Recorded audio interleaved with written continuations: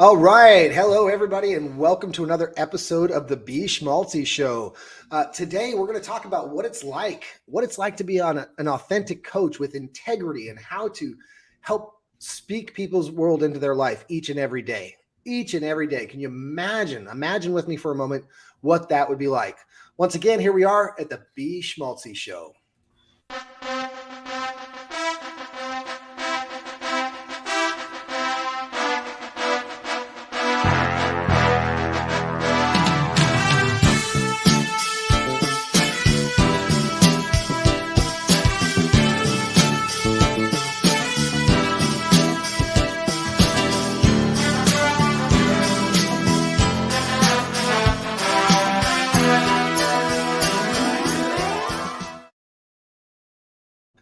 Of course, you knew I had to do the Rocky intro with you on.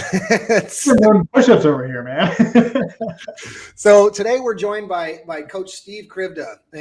Steve and I have been working together for, God, we're pushing 3 years now that we've known each other and been working together. Been great friends, great coach, great mentor, and is known as the authentic coach. And he really is good at helping you work within your own integrity and within your own personal integrity. And help speak life into other people. So before we really let Steve get going, I got one more little video. We're going to show you a little bit more about Steve. It's Florida, and I am a corporate business coach. So every single morning that I wake up, I have a reminder that pops up on my phone. Is it who are you going to bring value to today? Imagine for a moment a world that we could have that if people like yourself and myself spoke to one person every day, and we spoke life into it.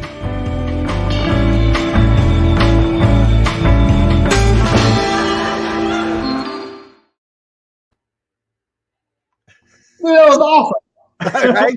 I'm gonna send you that, of course, but I wanted to surprise you with that today. It turned out really good. Wow. So Steve, give us a little background. How does one become the authentic coach? How did this journey start and get to where you're at today? Such a huge question. Before I get going, just so you know, I bought this little speaker setup as a subwoofer underneath my desk. So I literally felt Rocky playing I can only imagine what my family was thinking, what's happening here right now. So just on this. That's awesome. Hey, before we get going, I just want to thank you for having me on, man. And I know that you love your audience and you hold your audience like family. So to invite me into your family, I really appreciate that, man. So awesome. Absolutely. So how to become the authentic coach? Jeez, what a journey. I can back in 1973. No, I'm just kidding.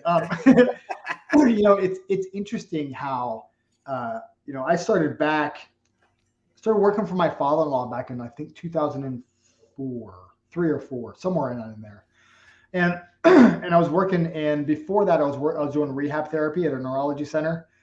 And when you have that, like that you're born for more and you're created for something more, you just don't know what that is. And it kind of like, how do I decipher what this feeling is? And does everybody get this? Am I a weirdo? What's going on here, right? Everybody tells me to get a job and make sure I have benefits so I can live a happy life. And I'm married with 2 kids, right? And funny enough, I did all that, and there was it wasn't that I was unhappy, but it felt like there was something missing, right? So it was funny because I ended up in the network marketing profession for several years, which I call the personal development industry and our personal development factory. Right. And I started learning all these different ways of talking and thinking. And I'm like, man, there's something here. There's really something happening inside of me that I had never seen before. And, coming from somebody that had lived most of my life as, like I said, I wasn't unhappy. I just didn't know any different. I was very alpha-ish, right? Not a professed alpha male at all. Like exact opposite of that, which is weird. But I felt like that's what society dictated me to be, is this big, strong, powerful alpha male. And I even got in concrete masonry, right? I left a rehab, doing rehabilitation with people that had stroke and Parkinson's and car accidents, to working for my father-in-law in concrete masonry and doing estimating and contract negotiation. And that was awesome. And I found myself sitting at a desk and while it was fulfilling to help my family, there was the unfulfilled inside of me. I was just unfulfilled. And all of a sudden, at one point in time, I'm trying to remember the date. I think it was around 2013. Yeah. Danielle came into my office and she's like, because we worked there. I worked for my father-in-law and Danielle, they were running the place and I worked for them. We were like a crazy trio. We got along amazing. And I'm going to move you over so I can see you better. That way I'm not. There we go. Now I can see you better. So I remember sitting there and for the first time, I felt the unhappiness. Yeah. And Danielle comes in my office and like, I mean, you know me, man. I'm bubbly. I'm happy. I see the positive things. And she comes in and she goes, "Hey, are you okay?" And I'm like, "I'm not." Yeah. And she goes, "What's up?" And I go, "I think I'm unhappy." She's like, "What?" I'm like, "I know it doesn't make any sense. Like, we have a great home. We're making good money. We were married. We were going on cruises like 3-4 times a year. We fished together. I mean, like we were doing everything together." And then Andrew and Tyler came along and I'm like, I got to do something. I don't know what it is. And so I started really going on this personal development journey and looking inside of me and who is Steve? Like who is this guy? Right. And there's got to be more than this alpha. You know, I call myself, it's a terrible, terrible label, but that was the alpha idiot that lived inside of me and who I was, right?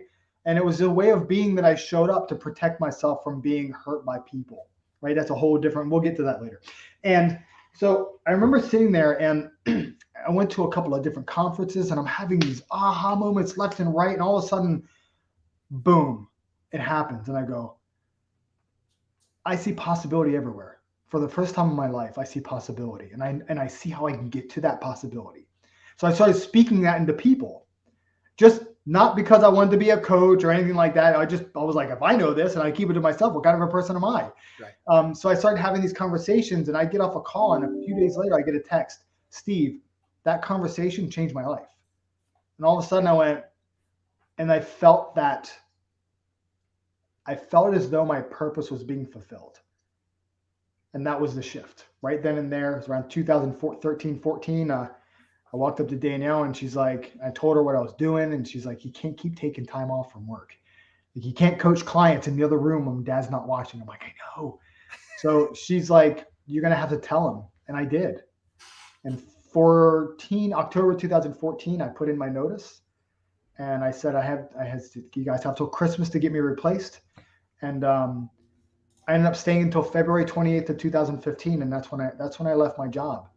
And the authentic coach came about is not necessarily like the person you're looking at as being authentic. Right. It was more of when I would coach people, I would help them find themselves. And whoever that real self is, thinking of the word, not manipulated by society or what they've heard or what they've read or whatever, not being manipulated into thinking that you should be this person by wearing all of our masks, right? Talk about that quite often. And so when we started pulling these masks off, the person that can show up is the person that they want to be, not necessarily somebody that they have to be, but they want to be that person. That's kind of where the authentic thing came around. And yeah, I don't know how much further, how much deeper you want me to get into it, but that's kind of how it started showing up. And I realized that I wasn't the only one that was unhappy and didn't even realize that was happening. It wasn't, and I said before, it's not that it's really unhappy. It's feeling unfulfilled and not living your God-given purpose. Right. Right. So I know I forgot to mention that you're going to get comments that are popping up on the screen. So we get to interact with the audience a bit here. So let's elaborate on that a little more. When you started, what really got you going? I mean, you talk about your path to becoming the authentic coach, but what really kept driving you as a coach to become better and better? I mean, what led you to down that path? It's once you have that insight and the possibility, you can't unlearn it and you can't unsee it. It's like I'm a car person. Yeah. It's like a deep, multi-layered black cherry 1968 Camaro driving by, you can never unsee or unhear that. Right. And once it's there, it stays. It's kind of like that. Right?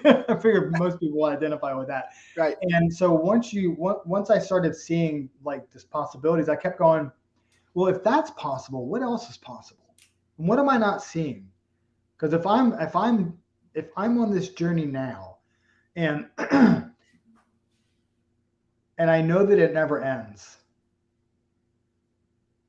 I can be content with where I am if this is where I stop. Mm-hmm. What else is here? Right. So I started looking for things, and the more I looked, it's like so I was overweight for quite a bit of time in my life, and all of a sudden I lost a bunch of weight. And I just wasn't overweight. Like, I was just not overweight. I was fit.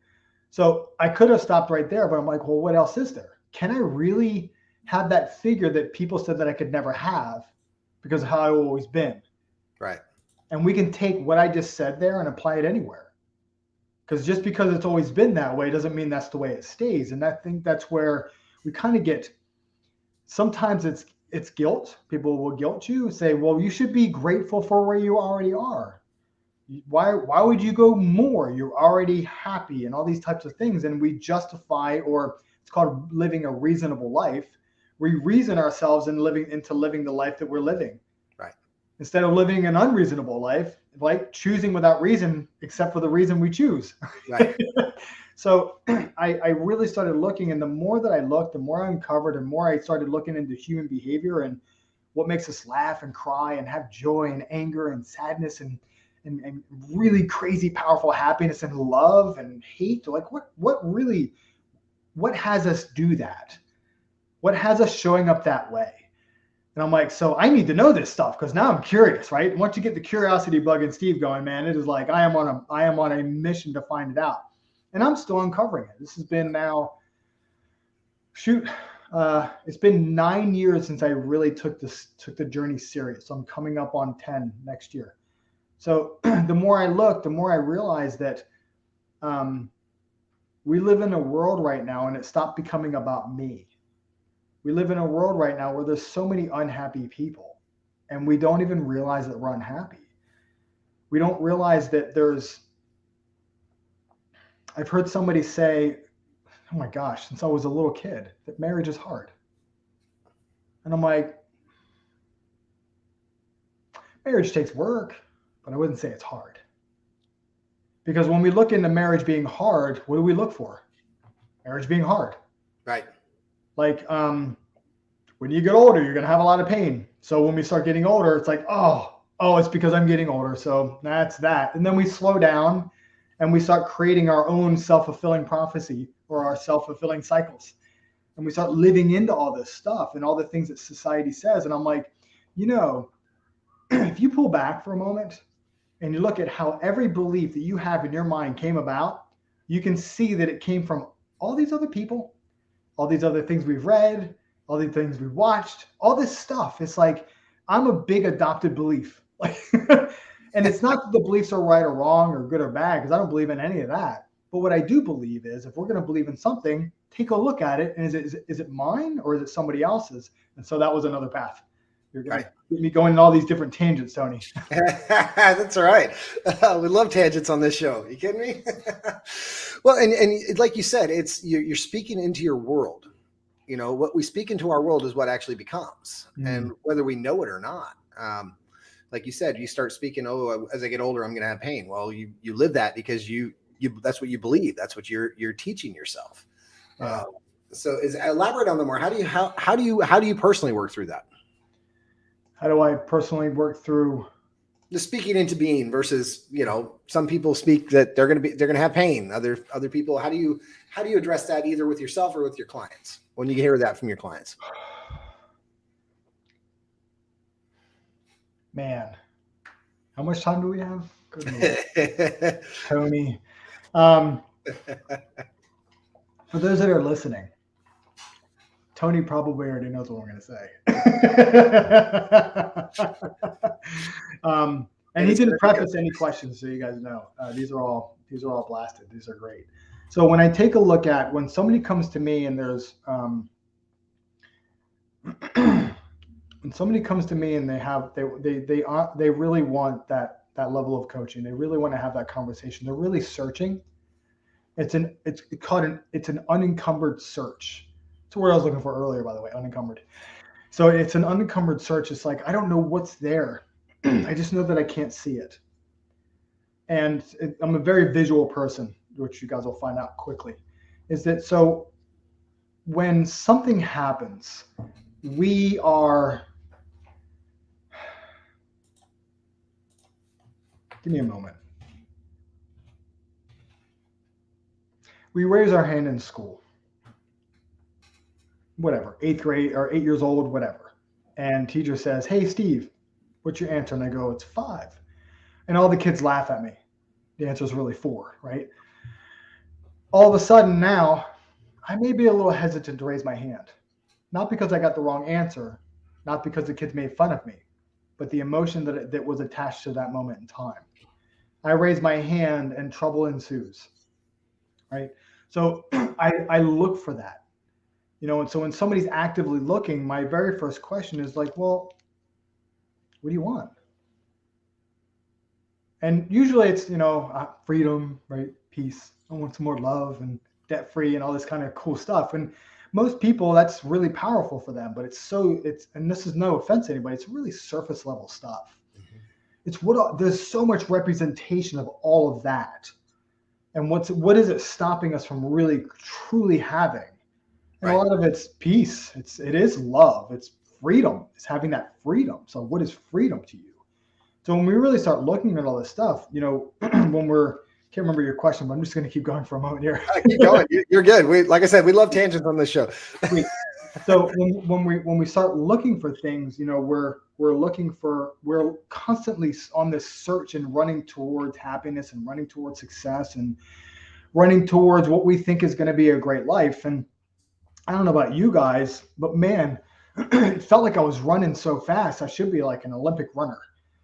I was just every time I would get somewhere, I had to get somewhere else. Right. Like, oh, I'm finally here. So now where are we going to go? And because everything that represented getting there wasn't there. It was simply a point in time, right? So going back to when these things happen at whatever age, right? Raise our hand and that happens. All of a sudden now it's we start translating the emotion into where we are today. Yep. And all of a sudden, I don't want to speak up in a group coaching call because I don't want to be wrong because that feels terrible. So we're constantly avoiding what has happened in the past. So what I call that is a blind spot, right? Mm-hmm. It sits here like this. And we don't even know it's there because I can see you still. It's just there's a weird spot right here, but I can still see you, so I'm still good. Yeah. And even if I put this here, I can cross my eyes a little and still see you. And I'll use my fingers. I can literally sit like this. Can you hear me? With yes. My hands in front of my face. I can sit here like this and still see if I move my eyes around. And even though I don't see a powerful big future, I can still kind of see it, except for now I'm looking through it from all the things that have happened. So I take all these decisions. I have something that happened, raising my hand, we'll just use that. And I got ridiculed by my buddies, some super awesome friends in school. And I leave the experience there, but I bring the emotions and the feelings to the front. And I leave that in the future. And this, by the way, guys, this happens all day, every day. So we have all these things that are hanging out over here. We'll just say the left side is the not awesome side. Yeah. Well, the other thing is like maybe one day I just got this crazy, I knew I had the right answer. So I put my hand up and the teacher was like, yeah, you're right. And nobody celebrated me, but inside I was like, yeah, super win. We use that as the great experience. Leave the experience there, bring the feeling and emotion up forward. And that's sitting over here, we'll call the right side, the awesome side. Right. So from here on out, starting with that day, every time a question or a decision comes up, we go, well, as long as it's not over here and it's more over here, I'm probably going to be a yes. If it's over here, though, no, don't even care. Right. We have these parameters of not so great and great. Well, let's see where we are. If I move them a little closer, you can kind of see what I'm starting to create. So you can see, you guys. I'm starting to create a box, right? Right. And this is our context box of what we're living in life. And I don't want to look bad. I can't be wrong. Whoo! God forbid that happens. And then so we're living and we're making our decisions according to this. You know what's crazy cool about it? And I mean that so sarcastically, is that we don't even know we live there. Right. Because we're inside it. We don't even know there's a parameter of what we're doing things on. We think we're just living life and we're just choosing our decisions. In all reality, we're not. We've actually created a system to keep us safe inside this box. And as long as it's there, I'm okay. So what's cool about it is we actually are manipulating ourselves. Don't even know. So the question comes out is like, well, what the heck? What do we do? Is it okay if I continue a little bit? Yeah. Cool. Keep going. So what's neat is I'm always going to check in because I'll take up the whole time. So what's really kind of amazing about it is there is a label, right? I don't know who that, I didn't see the name, but there is, Brian. So there's a label, but it's the labels on the outside. So we can't even read the label. So we don't even know what the label is telling us is inside. Right? Until we start unpacking it. Yeah. Now, what's really kind of awesome about it is this. I've owned 3 BMWs. The next car won't be one. My first 2 I really liked. I had a 3 Series and a 5 Series, and I just got the SUV. Wasn't really excited about it, so I'm going with something completely different. Huh. But you know what's funny is that when I got the first one, is because I qualified for that in the company that I was in, and then I was successful. So that car represented success. So when that lease was up, I'm like, well, I have to get another one. And I need to keep up success because that's what everybody sees me as. Right. And I can't be the same level of success. I got to be bigger success. So I'm going to go with the 5 Series. And if you guys don't know what that means you go further in debt. That's basically all that exactly what it means. Yes. And then when that one was over, I'm like, well, I got to get the X3 M edition because can't be driving just no regular X3. I need to make sure everybody knows. And it was really interesting on how I created the box I was living in, even knowing what I know. Right. Right. So the question is like, well, what do we do with it all? You do exactly what I did. I'm driving that SUV down the road one day, and I'm like, I don't even like this car. I don't even know I have it. And all of a sudden I went, I know exactly why I have this car. Because I started looking. What had me make this decision? Because that one just put me further in debt. Yeah. My every car, it increased in monthly payments. So I start looking at this stuff, and when we start becoming a participant in our own life and really look at it, because we look at things so this way, right? We're observing everything that's happening. Even if you're like the craziest, most awesome observer in the world, we're still observing, but we're only observing from what we know we're observing from. Mm-hmm. So what we as coaches do, and Tony's very familiar with this because he does such an incredible job with it, we observe how we're observing. Mm-hmm. So must drive BMW. Why would I? Let's have it. Oh, for crying out loud. That was like 8 years ago. Am I really still sitting with that? So it's interesting on when we start living this life, you can see how inauthentic we can become. Mm-hmm. You know, people ask me all the time, they're like, man, I really like your glasses. And for a while, I didn't tell them where I got them. I buy them by the bulk because I break them all the time. I'm like, these are like $3. And you're like, wow, really? I'm like, yeah. I'm like, I can go down to the other store and pay $250 for almost the same exact pair. But what do you know? Who am I trying to be outside of who Steve Krivda really is? Right. So I don't remember what your question was, but here we are. No, I like it. And it's funny you mentioned the cars, because I remember the day you came back with that last BMW. You and I had just started working together. We were very early on in working together, and you were talking about this new BMW SUV you were coming home and how you felt like you got sold by the salesman at that. Oh, he was so good, man. Yeah, you were telling me that story, and I was like, yeah, wow, okay, I'll have to remember this next time I go down to a car dealership. Yeah, he was. I congratulated him when we were done. I'm like, dude, wow, way to go, man. This is like $150 more than I wanted to spend a month. But you did such a great job. I just bought it. I had to do it anyway. So what's something big you got going on right now, Steve? You got all kinds of stuff going on. The cookie jar is getting pretty full. What do you got going on right now? Nobody knows about this next piece. Oh, like 4 people might know. So more now. Well, the first part for a long time now, and you know this, since 2019, I've been putting programs together to coach coaches and bring them through the coaching program. And actually, you can be certified if you want to. I do have a certification. It's just a piece of paper with your name on it. It's we equip coaches to coach. That's one of my favorite programs. And also, I'm walking into a program now that is going to help me finalize what I'm looking at doing so I can coach managers to coach their employees instead of managing them.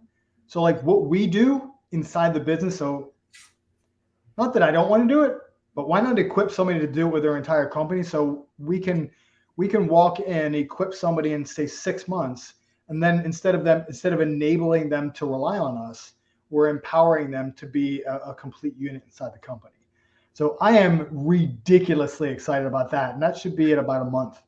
I absolutely love that idea. And I might happen to know the person that is going to be working with you on that one. And he might happen to be saying a few words about it here in September. It's a possibility. It's not public yet. Right. So I mean, it's now, but I'm keeping it low key because of that. But I loved it when that was explained to me. The way that program was, I was like, wow, it's about freaking time. It's really needed. I know what's funny. I broke a promise to myself. Oh yeah, what's that? Yep, I'm in 2 programs. I'm in 2 programs right now. One's a year long and one's like 3 months long. And I said to Daniel, I'm like, I literally don't have the bandwidth for anything else this year. And I looked at it and went, promise broke. That wasn't even a question. Wow. Well, no.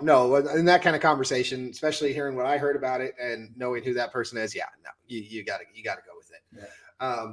Speaking of September, so some of you know, some of you don't. So we have this wonderful event going on, and Coach Steve Krivda and I will be sharing the stage together for the Upgrade Your Life event, Upgrade Your Life tour here in Panama City Beach, Florida. And I mean, we're gonna be on stage with people like Les Brown, Tom Ziegler, Laban Ditchburn, Waldo Waldman, Kevin Sorbo, aka Hercules. It's gonna be phenomenal. This is going to be the event of 2022. If you're not already signed up, go to Upgrade Your Life. Let's hang on here. I actually got a little drop that I'm missing it somewhere. I sat back, Tony, and I put a lot of thought into what am I going to talk about? Like, there's so much stuff that you and I mean, just in the growth that you and I have been together. And I was like, so what can I talk about? Like, it'd be really kind of cool. And what I'm looking at is, I can say it without anybody knowing. Is it creating a parameter of choosing because you decide to choose? Understanding and seeing your survival mechanisms and how those systems work, and they keep you where you are, and also how to use them to go where you want to go. Nice. And I go a lot further into the box that we're living in. And then I end it with an exercise I'm not going to tell anybody about. Nice. That will empower you to, if you choose to be happy 100% of the time, that exercise will help you do it. Nice. And I love that you said that you're going to have an exercise, because that's one of the things that I was going to have a conversation with all the speakers about, is make sure you're having some sort of homework or something to come out of this, so that folks are taking something away, not just the energy. Of course, there's gonna be tons of energy, but something that they can actually walk away and do something with, some actions. So that's awesome. Most really definitely. awesome. All right, So, before we move on, I gotta drop this in here real quick so people get a little more of an idea. You know, let's see, which one am I gonna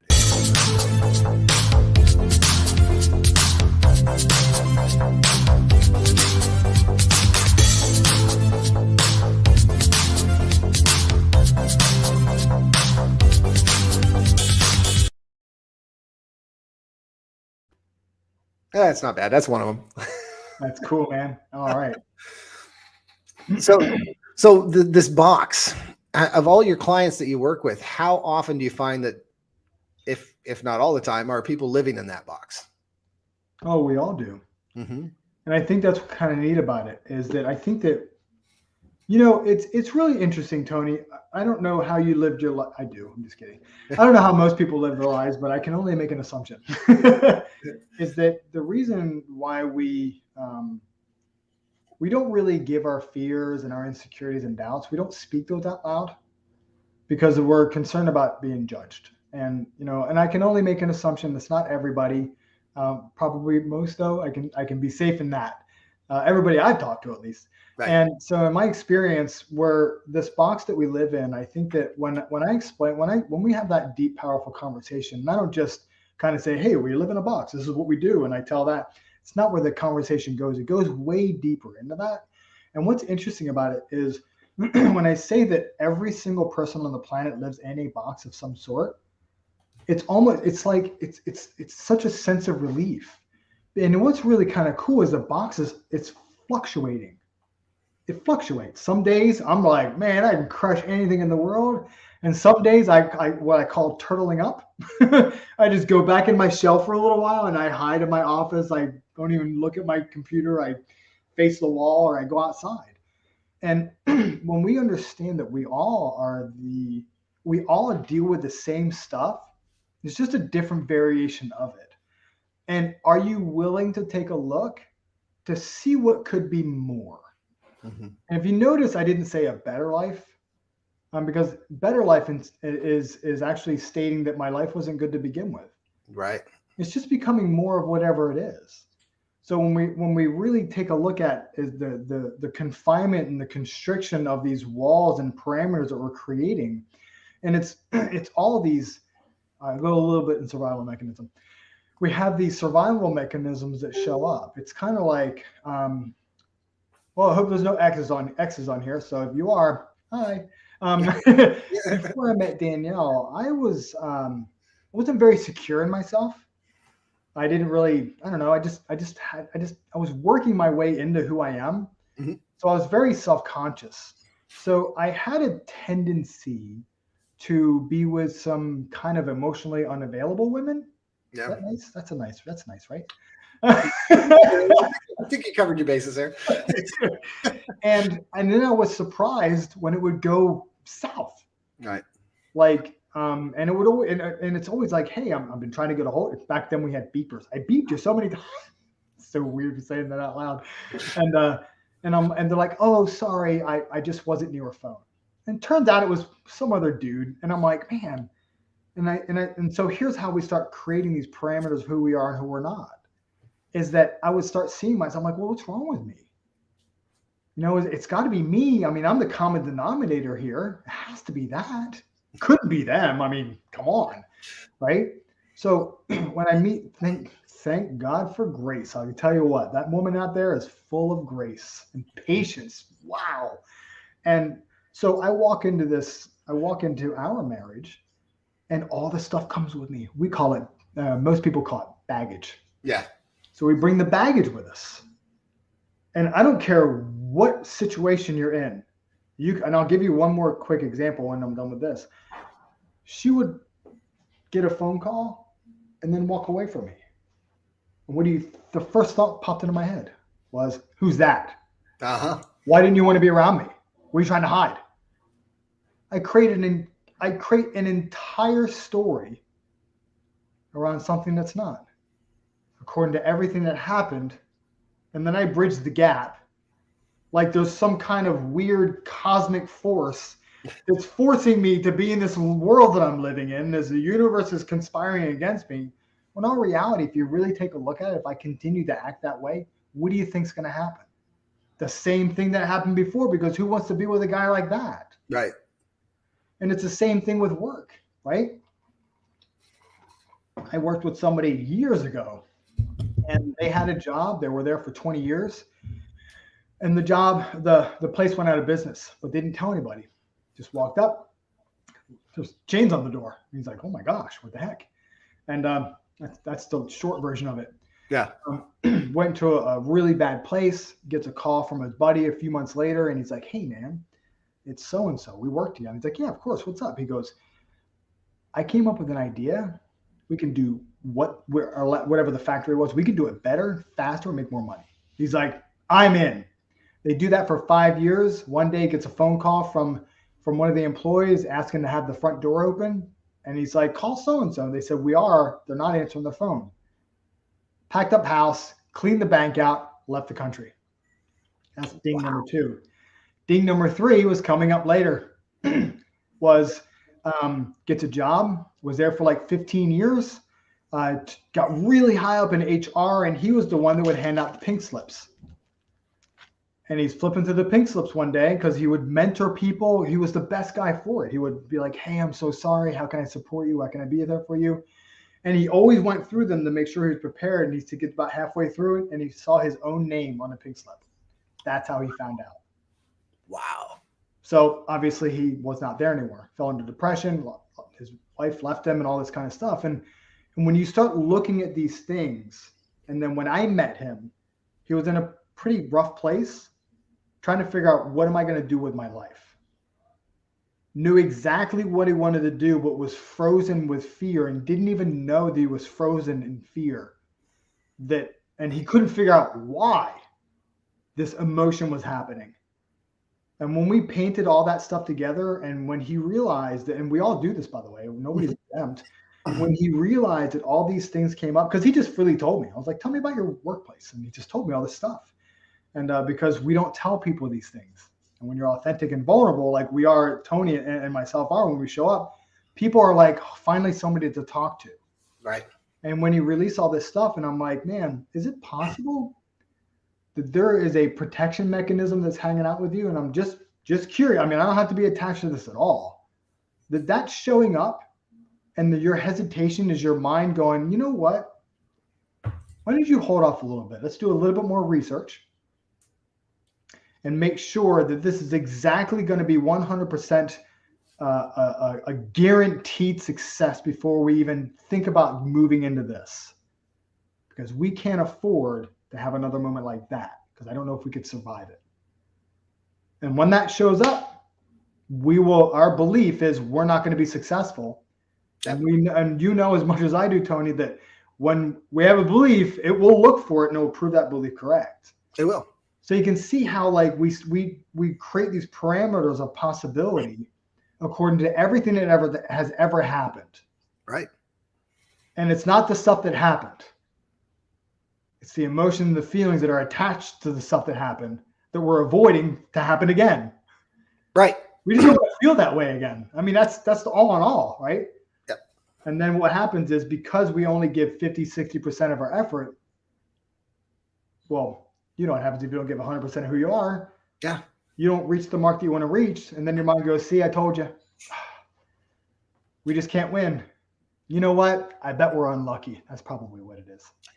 I've done enough bad stuff in my life that I'm no longer blessed. And then we start building that story around ourselves. Yep. I mean, you and I have had this discussion many times, and I do with lots of people now. It's the stories that we create around the belief. And if this person creates that belief that I'm just unlucky, well, you will be unlucky, because that's the story you're telling yourself. Anytime you could have 99.99% of your day can go great, but that 0.01% could be one thing that you're going, I'm just unlucky. And you forget about the rest. You forget about all the good that happened. And it's amazing how many of us in general as people, I mean, we do it ourselves, where we make up those stories. And I catch myself, Anika catches me, my friends catch me, you catch me, I catch you. I mean, I'm like, all right, what's that story you're telling yourself? You say that to me, or I'd even say it to you sometimes. And we're just like, you don't even have to, you don't even have to answer. I don't even have to answer. You're just like, you're right. I got it. We're good. Yep. You know? Enter grace, Right? move the wrong, and be okay. Yeah.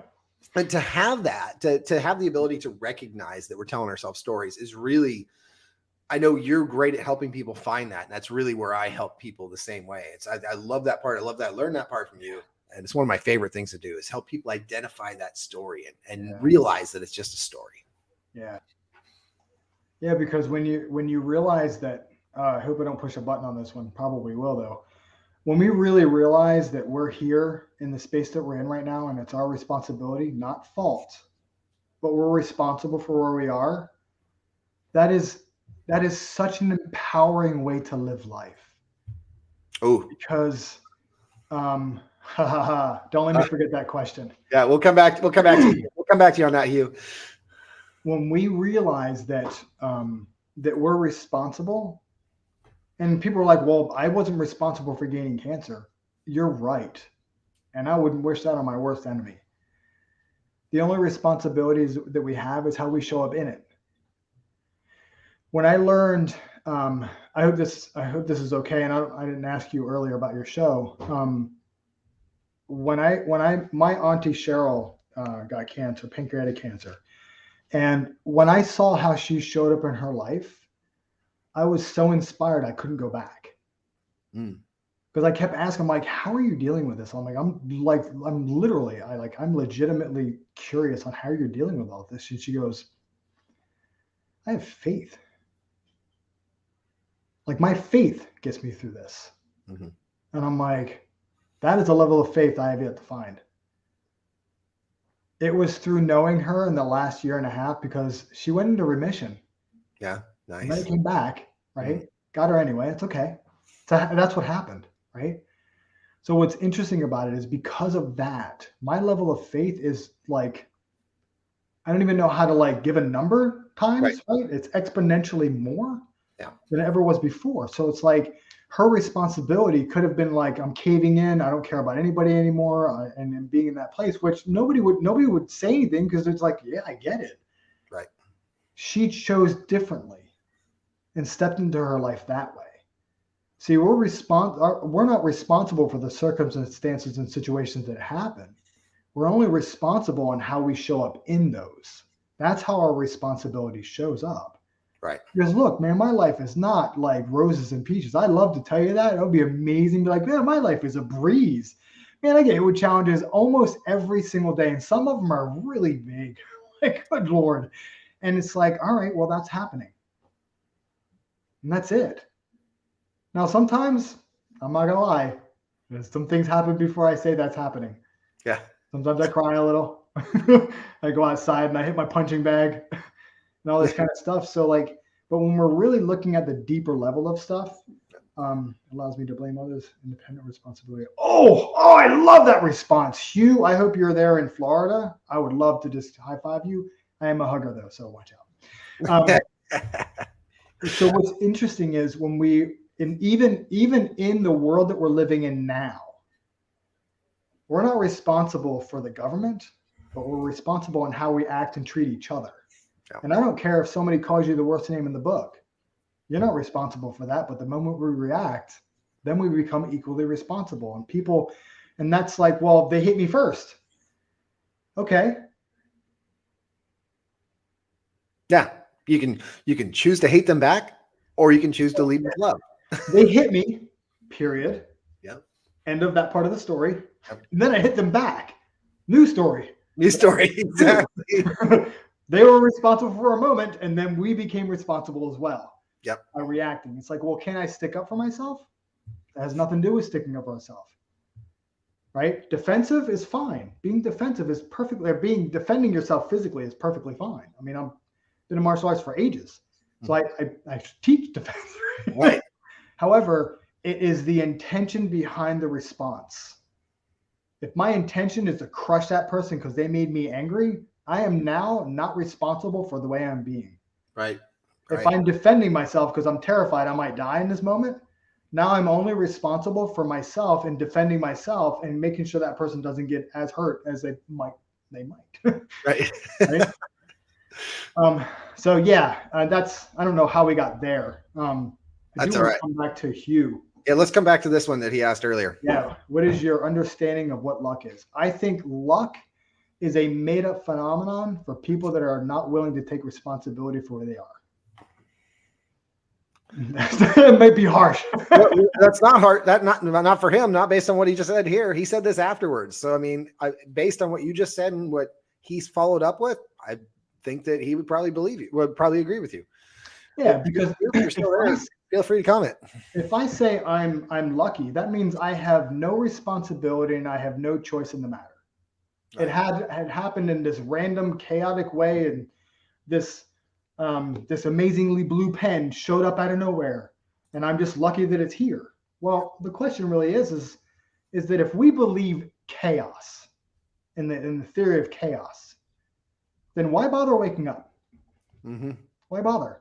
If I just think, well, that happened to me because I have bad luck, well, then why would I even bother trying anything?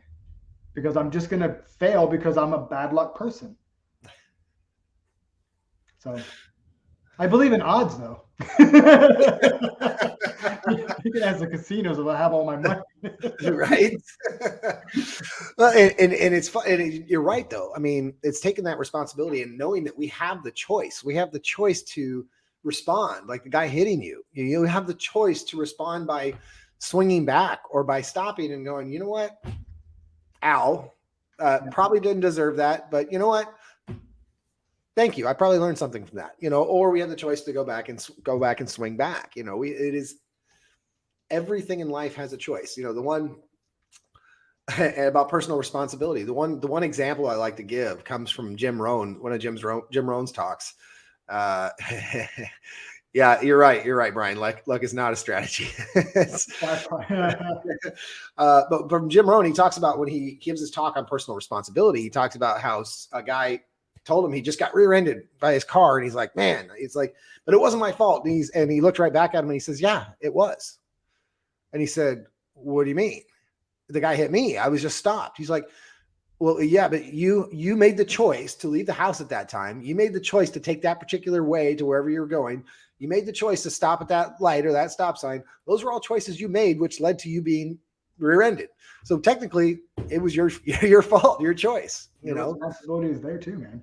Right. So it's kind of a hard pill for a lot of people to swallow when you presenting it either the way I just did or the way you just did. It's either way. It's very much the same. And people just, it's hard for human beings in general to take that level of personal responsibility. So I asked a question today to some of my clients, and I said, what is your definition? I know you do this. I know you do this. I think coaching is on my mind almost all the time. What would be the next level? I'm constantly looking like, what would be a cool question? And I'm sitting there. And when I come up with a question, it gives me a little anxiety. I'm like, oh, yep, that one's coming in. And so my question was, what's your definition of what did I say? I have it written down because I knew I needed to make sure I got the verbiage correct. Yeah. Yes. You absolutely 100%. Hugh's fun. Yes, he is. So it started off with, how do you define living with full personal responsibility? That was my question, right? And then we answered the question. And then I said, where are you not taking full personal responsibility in your life? And it got quiet. And how can it not get quiet? You know who else got quiet? This guy. Right. Because I hadn't asked myself the question yet because I was waiting. So I sat there with it, and I'm like, all right, I'm gonna be with you guys on this. And I sat there. There was minutes of silence, and I'm sitting there going, all of a sudden I went, there, there, okay, all right, okay, cool. So the neat thing is, Tony, is what most of us do is when we find out where we're not being responsible and taking responsibility for our life, then we're beat ourselves up for it. Yep. Instead of just seeing as an indicator of, where can I be more in my life? Yep. So a joke, guys, when I get on the call, our youngest, Tyler's 11. And I said, I'll be about an hour. That starts at 7:00, should be over at 8. And Tyler goes, so we'll see you at 8:30. And I went, oh my gosh, that hurt. And I couldn't even say anything because that's a track record of mine. So one of the things that I came up with earlier, way before our call and way before dinner, was where am I not taking personal responsibility? My time. Mm-hmm. And I was like, okay, so that's something I get to look at. So what's the first thing I said when we got on our call today? That you're going to make it an hour. I'm going to be out. And, it's funny because, you and I, and a lot of the time we worked together, we worked on personal integrity. And the two of these very much collide. I mean, they're different, but the same. There's a lot of crossover there, because a lot of times the same thing, like you're talking about where you're not taking personal responsibility. Well, it's like same thing. How many times have you said, I am going to be on this call for only an hour, and 90 minutes you're going, holy crap, it's time. I got to go. Same thing. I'm as guilty as you. So it's that same thing about having that integrity with ourselves and that personal responsibility. Yeah. It's really kind of fun though, when you really start getting into it, when you get to the point of, like you said, not beating yourself up and just looking at it as an area for improvement in your life. Yeah. We're getting close here, Steve. So what other words of wisdom? Let's close out with some good words of wisdom here for our audience. Yeah. So I think that beating ourselves up is where, and if you're cool, we'll hang out with here for a little while. Sure. I think we're experts as a society. We're really great at beating ourselves up. And when you look at that, it's when we do something like that, right? People say, why would he do that? It's really weird. Well, all of a sudden that action became wrong. Well, how do you know? Mm-hmm. How do you know that was wrong? How do you know that wasn't perfectly designed to create a conversation that we're getting into now? It's like the perception of right or wrong is an interpretation of what we think is. So if I asked your audience, what's this? And you would probably squint a little bit and you would say it's probably either a pen or a pencil, but we could probably agree that it is a writing utensil. Mm-hmm. Well, if I just shifted it a little bit and held it like this, well, now it's something different. Yes, it is. Now it's a weapon. In fact, no, it's a pointy weapon because I sucked the ink out of it, right? So when we start looking at these right, wrong, good, bad contexts that we're living in almost all the time, like that shouldn't have happened, that's bad. I did that, it didn't get me the result that I wanted, that's wrong. Mm-hmm. And then it's like, what is so something has to be broken. And if something's broken, what do we got to do? We got to fix it. Mm-hmm. Well, daggone it, let me tell you this. If you're here and you're looking for something that's broken to fix, you're probably going to come right around here again because you're not going to find anything because there's nothing broken. Right. And then you're like, well, if there's nothing broken, then it must be me. I must be the problem. So then we look at, why are we broken? What's broken in us? I need to fix me. So then we go around that circle again. Well, daggone it, man, you ain't broken either. So there's nothing to fixing you, for crying out loud. Right. And then we go round and round and round and round and round, and we spiral. And then people say, man, I'm stuck. It's because we've been sitting in this place of everything is wrong and everything is bad. So the question really comes down into is, how did you design the parameters of right and wrong? And they're like, morals, ethics, and values, Steve. It's a weird question. Well, I'm gonna use a very extreme example. I don't believe in killing people. Call me weird. I'll tell you what, though. You come in my house and you try to take my family, we may have a different conversation around that. My integrity, like what you talked about, is not to the life of the world. My integrity the day that I got married is to protect my wife. My integrity when the boys were born was to protect our boys, excuse me.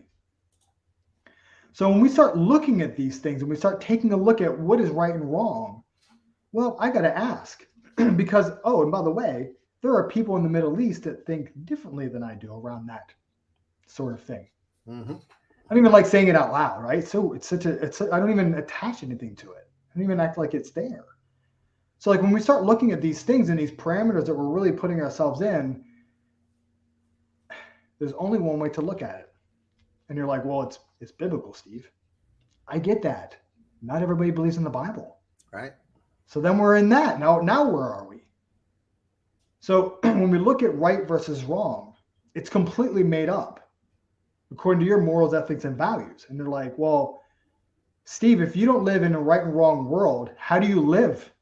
Do you just do whatever the heck you want? It's a good question. I just stuff that's coming right now. It's not as difficult as that or challenging as that. Right. It sits in the world of integrity. Yep. It's my word. Your word, whoever's listening, Tony already knows this. I'm not even talking to him anymore. And the integrity that you're living your life by is the word that you give to the world. The world, and when I say the world, I don't mean the globe of 7 billion or however many people on the planet. I'm talking about your world, your family, your friends, the people you live with, including this person you get to look at every day in the mirror. When we give our word, we're sticking to our word.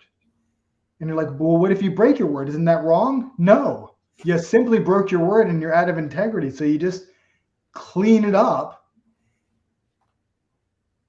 Hold on. I know that's world right now. That is a neat conversation we can have at a different time. Yep. You should show up at the event. Right. So in the world of integrity, it's not that it's right or wrong. We broke it. If I lied to Tony inadvertently, because I'm very cautious on that, very cautious. I will call him. Hey, dude, what I told you, and I'm sure I've done this at least once.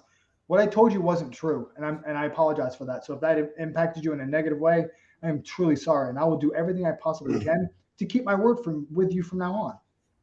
Now he can choose at this point in time to go pound sand, tell me to go whatever, or you can say, "Oh man, it's no big deal." In a world that doesn't know the difference between right and wrong, that's why we're having this conversation. That's right. It's exactly why. So and who defines it? Right. So I'll end it here. So we'll get a couple minutes at the end here. Yeah. Is that when we're sitting in that and when we have that understanding, imagine a world that you're living in that is a world of integrity, where when you spoke your word, you kept your word. Integrity is not doing the right thing or the wrong thing. Integrity is doing what you know should be done. That pen on the ground, I know it shouldn't be on the ground. You know it's sitting in my mind right now. I know it needs to be picked up because guess what? If I don't pick it up, I'm telling my wife inadvertently, you pick it up. Oh, man, I was that guy for a long time. Just gonna say, I'm not even going into that conversation. I haven't sweated on your call yet. Well, I haven't worked hard enough then. Darn it. Well, so everybody, thank you. Everyone, thank you to Steve, the authentic coach, my friend, my mentor, my leader, my coach, forever coach. Love you, man. And for everyone who heard, be in Panama City Beach, Florida. Be there in September. If you need more information, let us know. And we are going to close with a couple more videos just to kick this thing off. And love you all and see you all next week. Next week, special time, 2 p.m. Mountain Time, because we're having Kevin Sorbo on and we had a scheduling conflict. Sweet. Hey, thank you. I want to publicly say thank you for this. This is awesome, man. I'm truly humbled. Appreciate you, brother. Thank you.